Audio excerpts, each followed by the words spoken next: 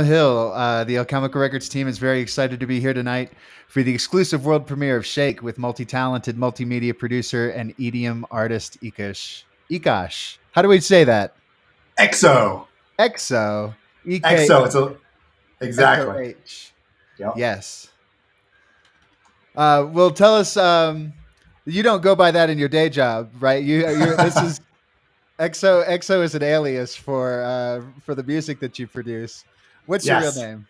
So Eksoh is the Batman name. The Bruce Wayne name is Colin Pierce. And yeah, in my day to day life, I'm a um, commercial and film producer, and fell in love with music. I mean, I've always been deeply in love with music. Like since I was a kid, I was an audiophile, and um, uh, took the incredibly scary decision and plunged this last year into trying to be an artist myself. And here we are.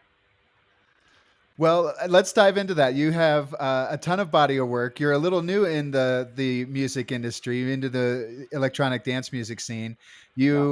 You started releasing music at the beginning of the year with, let's see what we've got. Melt My Face Off, Yeah. Lies, Greater Than Love, and Underwater. Can you tell us Yes. just a little bit about some of these tracks that you've already put out there? Absolutely. So yeah, I had this concept at the beginning of the year. The start of it was about 2 or 3 years ago. I think it was about 2 years ago.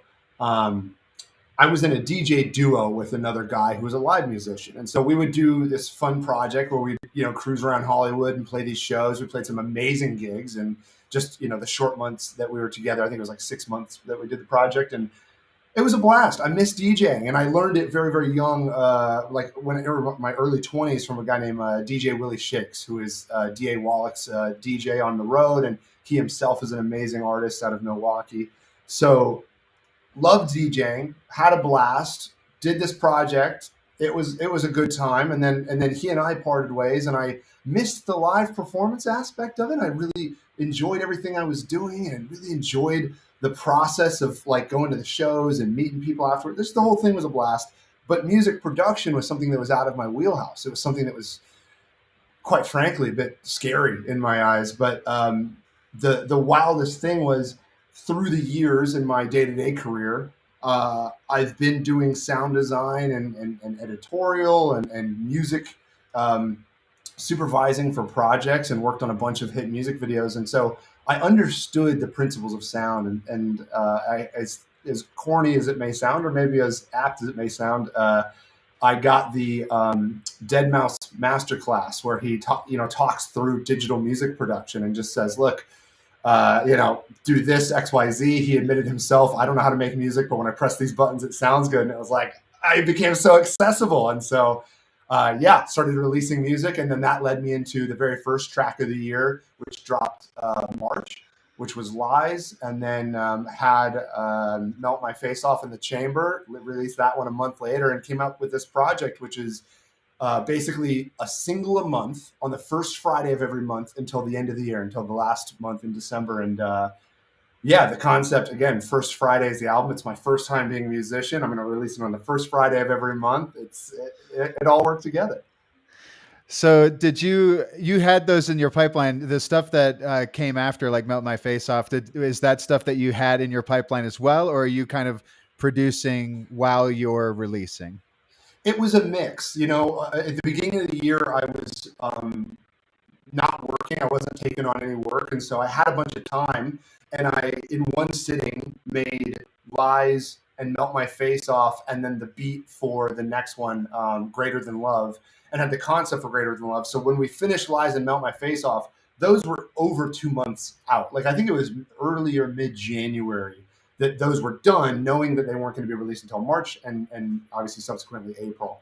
Um, but then Greater Than Love, by the time I finished the concept for that and understood what I wanted to do and recorded, so that track is completely, I'm very proud of this, but the Greater Than Love track doesn't have a single human vocal on it for the entire song. It's all AI driven. I got a bunch of programs together and recorded them all, and then warped them in Ableton. And that was done, I want to say like end of February, which again, I knew 2 or 3 months out when that was coming out. So it was like And then from there, it was just playing the game of like, okay, I've got a couple tracks out. I've got one or two in the chamber. I need to finish this album because I don't want to be like November, like rushing to get the December track out. Now, as an artist, you know that the more time you have to spend in something and not rushing to finish it, sometimes, some people do well time. I know I do better that way. So I just got ahead of the game, cranked out a bunch of tracks, was in the studio with some guys, some gentlemen called the Avant Guardians in Culver City who I've known for years. And yeah, we just sat in the studio whipping shit up and having a blast, man. So I want to dive into all of those things, but I feel it's worth mentioning that you're in California, and on the poster we'd put an impossible feat. I had put in 8:30 Yeah. Eastern and 4:30 Pacific, and since Yes. we can't do both of those things, we ran with Pacific because that's where you are. That's the time frame you were planning on working with. So I apologize for that. No, hey, look, I appreciate you being accommodating and adhering to the right coast time, West Coast time. Well, so one of the interesting components, you've talked about your past experiences, and you've talked about your network and the guidance that some of these folks have had in your life in terms Yeah. of like your release cycle and your release schedule. So without necessarily giving us all of your favorite recipes in your cookbook, like what about this has been, do you think it is that has been driving the success of your launch? Like, First Friday, obviously there's like a component there, and there's something to the length of the music, and there's something Yeah. around the rest of the work too. I mean, stuff people don't see, like the PR campaigns or finding us in some strange connection and us having a chance to have some fun like this. What is some of the advice that you're getting in terms of scoping your releases? Yeah. So, well, and really quickly before, I refuse to go another second without saying so much thank you. Thank you. Thank you to you. Thank you to the whole Alchemical team, because you guys have been so kind and so generous and so supportive of every track that's come out. You guys have really shown a lot of love, and I'm just like so grateful, man. So yeah, that is a beautiful thing that has come from this whole process. So I can't go another second without thanking you guys. Thank you. You know, I am a huge fan of failure, to be honest. Like, I've done so many things in my life where I've completely screwed up on what I thought was going to happen. I have missed some sort of target. I've missed some sort of deadline, whatever it is. And through all of those experiences, I learned such a tremendous amount that I then wanted to jump back into whatever I was doing and do it again, because I was like, well, now I know, which is going to get me to. And so when I was coming up with this idea, I knew that I wasn't going to be able to finish the album entirely before the kind of timeline that I wanted to start releasing. The second piece was, and more importantly, I wanted, instead of one singular chance to fail by releasing an album, I wanted 10 chances to fail. I wanted to have 10 opportunities to release every single month and learn and recalibrate and reposition my resources and reposition where my time was going. And I just expected to learn a little bit. And within 4 months, it was like a master class on music releasing and production and everything. And so this whole process has been wild, and it's given me so much knowledge that, again, as someone who worked at record labels and worked for musicians on their marketing teams, but never on the release side, it was years of experience just within the 6-ish months that I've been releasing. So 5, 6 months I've been releasing. So, it just started as a chance to fail more, and it has turned into this incredible experience that I am so grateful. I'm just so happy with. Is that from any particular inspiration, like Fail Forward or things of that nature? The Meet the Robinsons kind of perspective of life? I wish I could give it a singular pinpoint source. I mean, I know, there's the old quote that is, I believe it was Henry Ford who said, fail fast and fail often. And it's the truest thing in the world. And I didn't adopt it until I myself was such a tremendous failure. So it really ended up working out. But no, honestly, there's been so many things in my career. The first couple of music videos I directed were not good. And I made so many mistakes that then made the future videos better. And so I kind of just learned, and as a freelancer and as an entrepreneur, I learned so many times that I grew so much from mistakes and from missing those opportunities, that when this came around, I thought, I'm going to do it different. I'm going to try something that I don't see often. And it gives me a different window. It gives me more chances to try different things. And sure enough, my game plan of releases from March has already changed 6 times. I have a V6 of my release budget sitting on my Google Docs right now that, like, it is what it is. Every month I go, oh, I want to change that. Oh my God, okay, I want to change that. And it's like, it just keeps working. That's awesome. You're adapting and Yeah. continuing to evolve the plan. Yeah. Well, I'd love to talk about some of your previous music video production and directorial experience. But before we Sure. do, can we play Underwater, which is a music video that you made for under your Batman role of Eksoh? Yes, please. All right, let's have a look. Oh, every day just passing by. Wanna feel your hand in mine. I'm gonna find the light. She's making me shine. The smile of yours, I'll never sad no more. Way you're getting close, what I've been waiting for. I tried to stop your bomb.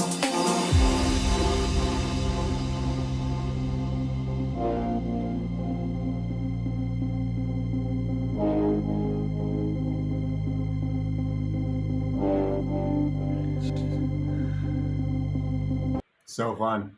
So fun. There's some really vivid visual imagery and colors and just like so Yeah. much there. But you squished it all into 45 minutes. It's not a clip of the music video, it's the music Yeah. video. Tell us about that. Yeah. I started calling them micro music videos. And that was essentially the true purpose of it was, I got a buddy who's a music producer, and he lent me an incredible book. That escapes me at the moment. I wonder if I have it somewhere around here. No, it's somewhere around here. Oh yeah, no, there it is. Ari Herstand's How to Make It in the New Music Business. It was the first thing he recommended when I told him, and he's a successful producer in his own right, an incredibly successful producer. And so when I told him I was taking on this endeavor, he goes, just read the book first. And one of the things that Ari mentions in the book is like, look, visuals are the most important thing in the world, and no one is watching them when you first start releasing music. I was like, okay, that seems wildly contradictory, but it's true. And so, I, having directed dozens of music videos for artists in the past, and knowing what it takes to make them, it was a bit daunting at first. And I was nervous about putting all this time and resources into something that may or may not get seen. One of the things that I have a talent for is advertising. Again, I'm a commercial director first and foremost. That's how I pay the bills. And so I knew how to do ad buys. I've done marketing and promo and placed ads in the past. And so it was something that I offer in my production company. And I thought, well, if I'm going to do even a singular project, I want to make sure it gets seen. I want to make sure I have a chance to really impact people. And so I would do some targeted ads and make sure that the very first one was for Melt My Face Off. And I just ripped a bunch of cat and dog dancing videos from YouTube and had them dance into the track. And it's just kooky as hell, man, but it was super fun. And I blasted it out, and I did put some ads behind it. And overnight, not overnight, over maybe a week or two, it got like 3 million impressions and about 1.2 million views. And I was like, okay, now people are seeing it. I see the streams rise. I see the followers rise. I see everything start working. And I realized that the music video, as sad as this is to say, and there are guys like Tyler, the Creator, who are absolutely destroying what I'm about to say, and there are other independent artists who make art pieces. They make 4-minute art pieces that could be in a museum, But for my efforts, no one cares about Eksoh just yet. What I do care about is making sure that people get to see Eksoh and they get exposed to Eksoh. And so all it really is an ad. It's as sad as it is to say, it's an ad to get you to hopefully listen to my music. And so as I came up with this idea, I thought, well, if I did micro videos that are going to be these social media placement ads, and they're 30 to 45 seconds, I can give people the best part of the song. I can keep them excited. I can blow the visuals out in 30 or 40 seconds and not have to sustained concepts for 3.5 minutes. And so I can basically just put all my resources into what people are actually going to see, drive them to Spotify, and then allow them to enjoy the music from there. And the first, yeah, again, Melt My Face Off did so well that then I made a really wacky little video for Greater Than Love where I bought these little robot puppets and had them in front of a green screen or not in front of a green screen, in front of an LCD screen. So I had some light interaction on them, like singing the song. And then when Underwater came around, a friend of mine from high school, this girl named Rachel Woods-Ashiro, she's incredible.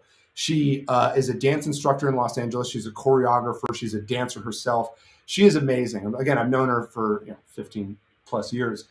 I was watching these videos where she was pregnant and doing full dance videos. And she had the big pregnant belly and she's just going nuts and doing her thing. And I was like, man, I want a chance to dance, or I want a chance to work with Rachel. And so when I went to cast this video, I called her first and was like, hey, do you know anyone that would be right for this? And she goes, this sounds amazing. I would love to do it. And so was lucky enough to work with her. The concept was obviously, the song is about being kind of like lost in a relationship and feeling like you're underwater and feeling like you're losing yourself and you're drowning in that place. And so when it came to the visuals, it was a no-brainer. I had to shoot it underwater, and get this beautiful dancer to do these incredible moves. And so, God, that was such a fun one, man. My dad was kind enough to lend me his pool. I paid him the difference in the electric bill so that we could heat it for 3 days so Rachel and I wouldn't freeze to death when we shot it. And we just shot that thing underwater in like 5 or 6 hours. I have a dive housing for one of my cameras, so I wore this belt that I bought off Amazon, strapped duct tape weights to it because I forgot that there are dive belts, but whatever. But I made, Jimmy rigged this little weight vest, and then would dive into the deep end and take a big old breath and hold my breath for about a minute to a minute and a half while she would do multiple takes, and I would just sit there recording. And God, it was a blast. It was just one of the most fun times of my entire life, and it was so creatively fulfilling and so exciting to like have this concept, call my personal gaffer who shoots all my other projects with me and say, look, man, we are the client this time. Let's make something that we really enjoy and appreciate. And, we brought in these incredible LED full RGB spectrum lights so that we could shoot orange and blue beams and bounce, fuchsia off the walls. And it was a blast. I can't wait till the next time we do it. Do you have a part of your production company shooting your behind the scenes footage while you're shooting the music video? I really should have. Luckily, my sister and girlfriend were there as makeshift lifeguards to make sure that I would come up at the end of every take. And they snapped a couple photos off, which I don't know if I did or didn't post on my Instagram. If I didn't, I definitely must soon. But that was about the extent of it, is they snapped some photos. But I know, I think next year if I do this again, or when I do this again, when I do the new album, I think behind the scenes will have to be done, because stuff like that, it was an incredible experience, and like what we created was insane. Yeah, I'm glad you have such a great experience and a great story to tell. If it's not on the Instagram, we'd love to send folks over to your Instagram to check out those photos. Where can we send folks to go and just find more of your music, or where do you like to engage with people on social media? I have been so lame about social media lately, but Instagram is where I need to be, and I got to jump back on it. It's going to be a big priority for me in the next couple months as the more songs start rolling out. Instagram, Eksoh Music, EKSOH Music, and the Spotify is where I try to drive all the attention to, because it's where I consume my music, so it's where I put my attention. You said you're a Spotify user. I was going to ask if you had a specific platform that you liked using. I love it, man. Spotify's the craziest thing in the world. It's amazing that it exists. So do you have folks that are finding you on Spotify and then like reaching out to you, and then like what would be like a typical engagement of like a new discovery moment for a fan? Yeah, I actually it was crazy. I had like not a promoter. I forget what his exact title was or what he did, but this guy who like works in the music industry was like, dude, I found your music on, one of these playlists that you're on. And I love it. And, if you need anything, let me know. We offer XYZ and promotions. And there's been more than a few people reaching out being like, I just heard you on this workout playlist and I love it. And I'm following you and I can't, they say very kind things like, I can't believe you're not bigger. I'm very aware I'm not bigger, but that's fine. But it's been nuts, man. It's been really crazy to see people connect with it, and even close friends in my day-to-day life. Like, I've got a few folks, back in San Diego, and some friends here in LA that, like, they're all so supportive, and they're like, man, that last track, like, I play it all the time, and I listen to XYZ, and I listen to this, and this is, Melt My Face Off is on my, like, powerlifting playlist, and I'm like, that's awesome. Like, it's an honor. Yeah, and XYZ shares a title from Deadmau5, which you mentioned earlier. It's just got some new music right. code out. That's right. Obviously, you're a fan. Are you going to be able to see Deadmau5 at all on the We Are Friends tour? Yeah, I'm trying to make that work. I forget when he's in LA or if he is at all, but I'm planning on, barring any work schedule conflicts, I'm going. Sure.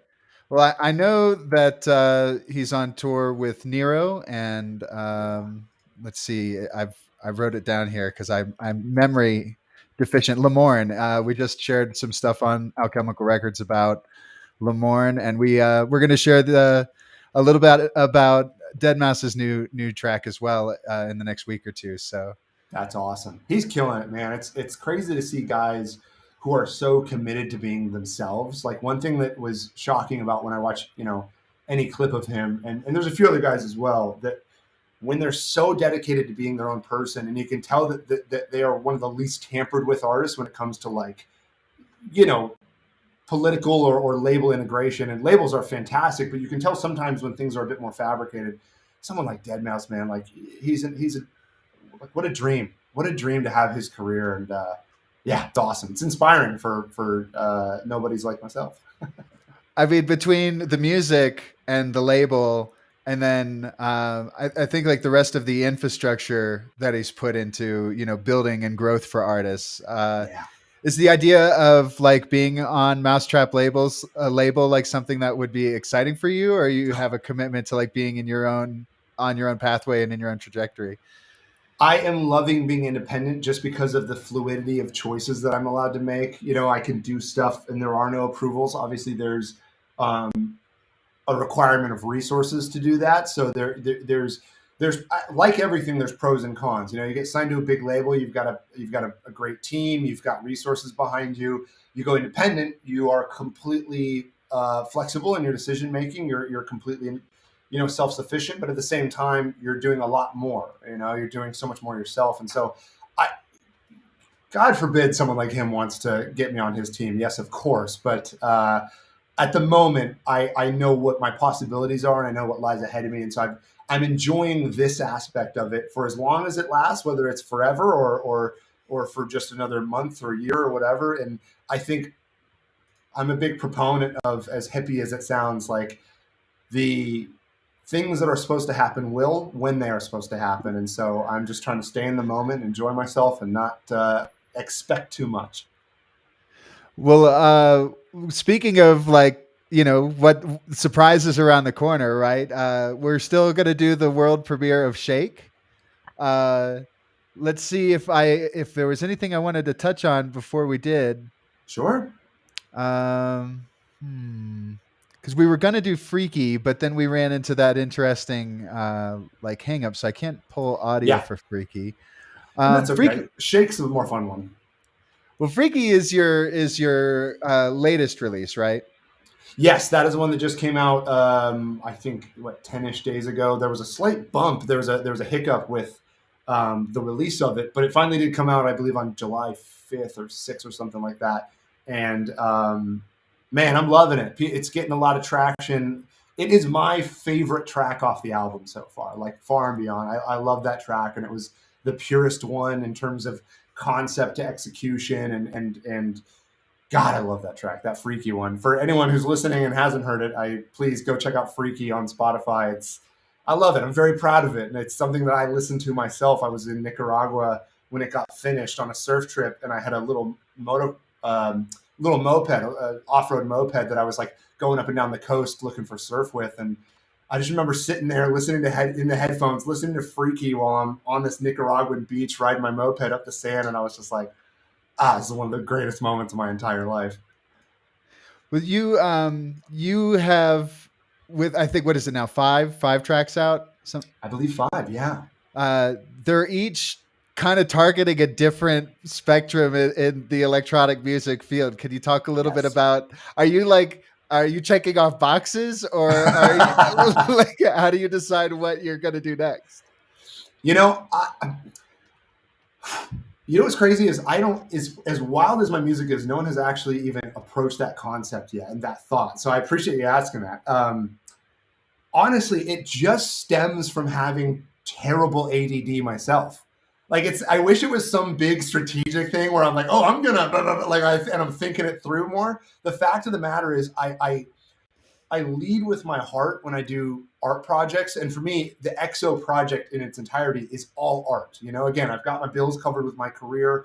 I hope that one day I can live off of music. But the true fact of the matter is I do this for me, and I make music that I genuinely enjoy. And so as these tracks came out, like when I wrote Lies, I was on the tail end of a really bad heartbreak. And so the song came from how I was feeling at the moment.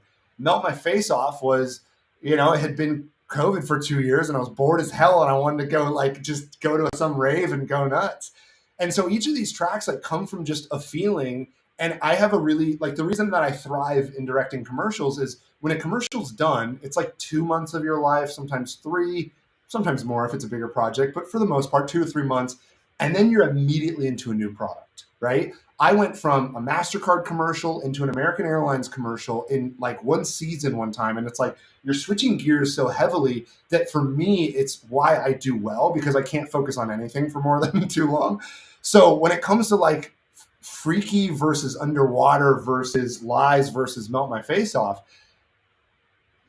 they all are just that emotion that I captured in the moment, spat out in this creative thing, and then also allowed me to release it as a single as opposed to trying to come up with some cohesive concept for an album where everything had a similar tendril. And I will group them as an album at the end of the year, but for the most part, it truly is just me going, this is what I feel like this week, and I'm going to make that. And then now it's out there. And successfully conveying that in such a way that when people are listening to them, it's the right song for how that feels like. Yes. And that to me is so important. I don't want someone as much Who's as confused. Well, I don't want to be someone that has this one sound, and whenever they try to break out, they're immediately ostracized for it. You know, there's so many musicians who do these incredibly wild things.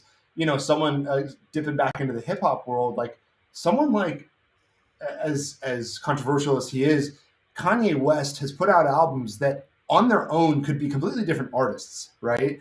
And when you listen to different musical, you know, just kind of phonic sounds that are so different from each other, and one person is coming up with them, again, he's a very controversial subject, but like he will never be put in a box. Whereas someone like Avicii tries to come out with a really soulful, deep, you know what I mean, deep album. Terrible reference. But the point is, like, someone who is so big necessarily can't break out of boxes sometimes. And I think if you start from a place of I'm going to constantly be throwing curveballs, people get a little bit more comfortable with it. And that's something that's important to me, is I want to keep making stuff that I enjoy, and I don't want to necessarily get cornered into one specific sound, because that's just not how I feel. You know, I never feel like I am the guy who comes up with one sound. So do you think then that fans would most likely not expect like something that is like an album from start to finish with like a theme or like a congruent like narrative or orchestral kind of arrangement, if you will? I don't think so. I think if people follow me and they start to enjoy what I'm putting out, I would. And this could be, you know, honestly, the fact is it will probably ultimately maybe be detrimental, because it's going to be hard to find an audience that likes everything. But for the most part, I think the people who are going to enjoy my stuff maybe won't enjoy all of it, just because, again, something like Lies is not going to even come remotely close to scratching the same itch as something like Freaky. And that's okay. If I can just get someone to like one song, that's the craziest gift in the world. That's beautiful. Well, let's see if we can get people to like the next song that's coming up. Now, while we play this next one, would you mind sharing the pre-save link so that way anybody Yes. that finds this will have a chance to go and pre-save it? I don't think I've made a pre-save link yet, only because there's one track coming out between these two. Oh, okay. But it's a secret. It's a whole thing. So that's why but let's just say this is September. So go to Spotify at least, because that's where Eksoh listens to music. Or Yes. You're available everywhere: Apple Music, Everywhere. Deezer, Napster. Yeah. Probably in multiple countries. I think there's only 2 countries that don't allow my music, and that's okay. That's a short list. Yeah. Well, is there anything that you want to share about Shake before we watch before we listen to it?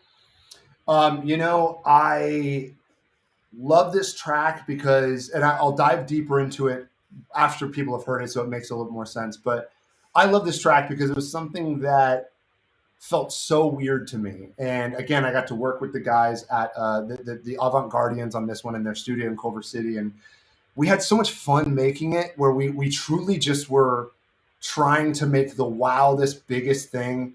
And I feel like we came up with something that is so goofy and also hype driven and exciting, and it makes me want to dance whenever I hear it. So yeah, we'll get into the details after it, but all I got to say is this is something that I'm so grateful that happened, and the whole experience itself was like a gift. So yeah, we'll dive into it after the track.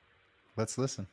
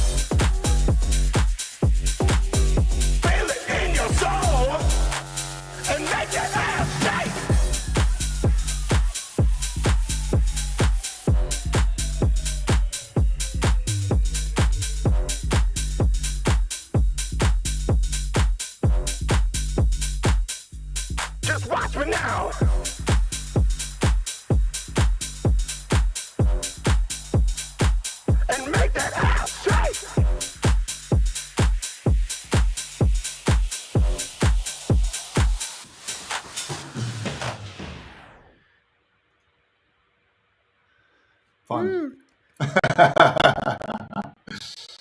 Absolute blast making that, man. That was just so much fun.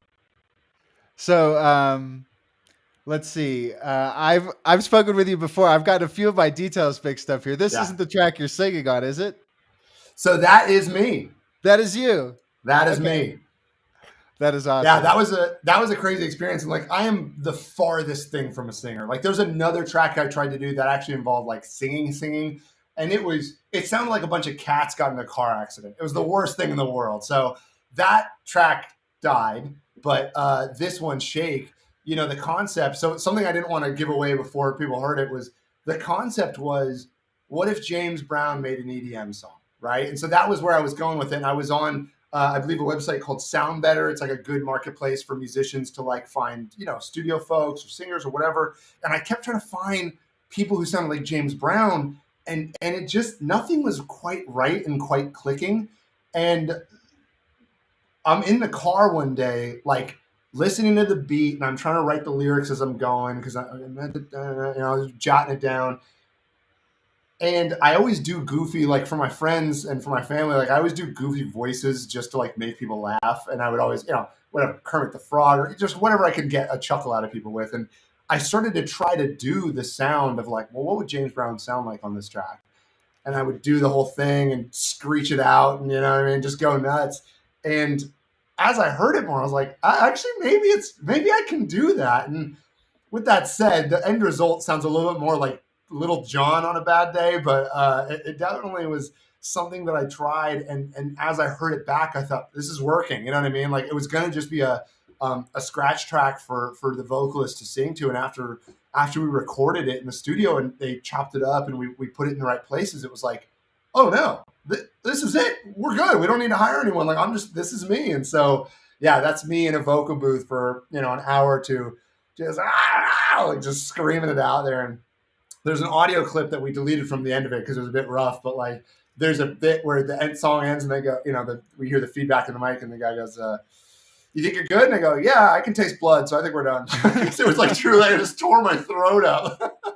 Just spending so many hours in that kind of guttural place, right? Yeah, brutal, man. I was like, I had a sore throat for like 3 days after that. Well, I mean, it's fantastic energy, and it's exactly right. I love also there's things that you introduce about like the lyric of having soul, and obviously like trying to pull from the soul vocalist, place that kind of vision. I also would love to help you with a marketing concept for WWJBD. What would James Brown do? I think that could be an amazing campaign to launch it. for Shake. I love that. That's great. Yeah. What would James Brown do? That's great, man. Love it. Well, is there anything else that you'd like to share with us about Shake? You have a secret project coming in between. You're not going to tell anybody when to expect that or what it's about. Just so I tried, and for the sake of good journalism, I wanted to be proven that I tried to get you to talk about it. Yeah. I have a track coming out next month that is extremely important to me, and the only people who know about it are the vocalist that's on it and my mixer, and that's it, because it's something that is super important and super meaningful to me, and it comes at an important time in the year, which is the early August. And it's cool. The singer on it is a guy named Nick Powers out of San Diego, and he's someone that I've grown up with literally since like middle school. And so Nick and I have known each other forever. He's an incredible singer. I think he's got some tracks on SoundCloud, but he doesn't have any other footprint. He doesn't even pursue music as a career. He's just someone with more talent than I've ever met as a musician. And when I told him what I was trying to accomplish, he was kind enough to jump on it. And I believe that one gets released Friday, August 5th. And it is the first time I've ever tried to be sincere with my art. Let me tell you, that is a scary place to be when you are really singing from the heart and doing something that means a lot to you. I'm a big fan of having fun, but this is something that it's important. Well, that's awesome. I mean, you have had so much fun over these previous 5 releases. I'm sure that fans will appreciate you taking a leap and being vulnerable with them. So I'll be tuning in on August 5th at 12:01 a.m. I'll try to find it. I appreciate it. What about with Shake? That's Yeah. something that'll come out in September. So that's going to be a September 2nd release. Yes. Yeah. Yeah. Friday, September 2nd. That will come out, and there's a chance. I'm starting to play with the idea that there's a chance that the rest of the album will drop, because as I'm starting to think through it, I really want to kind of get the full body of work out there. And what started to be 10 tracks, because of a couple of really cool opportunities, has now turned into 12 tracks. And I don't want to spill over into next year. And also, I think at some point, I want to start building the next album. I'm dying to do this again next year. This year's album is completely done. And this process has been so fun and so addictive, to be honest, that like I am dying to start recording the next album. And so I think to not get too far into next year, I am contemplating, and I haven't landed on it yet, so don't hold me to it. I know at the very minimum, Shake will come out in September, with a chance of the other, I think, five tracks that would be on top of that as well, all in one. And the first Friday's LP will be out. That would be awesome. That's exciting. Well, keep us I'm pumped, posted. man. We'll be happy to change it from a single release to an album release. You know. Yeah. It's again, I haven't landed on it yet, but it's a thought that crossed my mind about 3 weeks ago, and I've started to consider more. And again, having no label, having no ties other than what I feel like doing, and making sure that I'm on top of my game. Like, this is an adjustment that I think would probably, had I committed to this path more heavily with a team behind me, it would be hard to make this adjustment. But now, seeing the results and starting to see the actual opportunities of just getting the music out there and being able to distribute it a little bit wider, it's one of those adjustments that comes from failing a couple times and learning the game. That's great. Well, we'll have to check in maybe afterwards to see what some of your experiences and mistakes that you made. We'll see if you had any fun making them. I love it. I would love that. Absolutely.